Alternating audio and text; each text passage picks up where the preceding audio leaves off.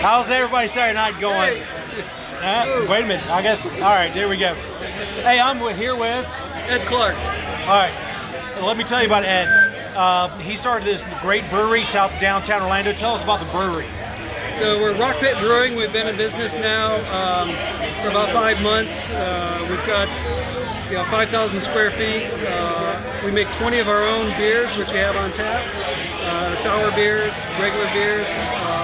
Come and check us out. Yeah, now watch this. Everybody, check this out. Look how cool this place is.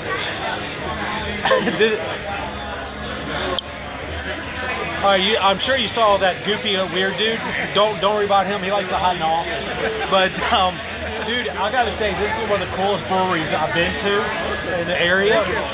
I mean, It it's took us 13 definitely months to build it out. We did everything ourselves, so including the trenching, the hooking up of the pipes, the electricity, everything. If you like Orlando hot spots, check out Rock Pit Brewery.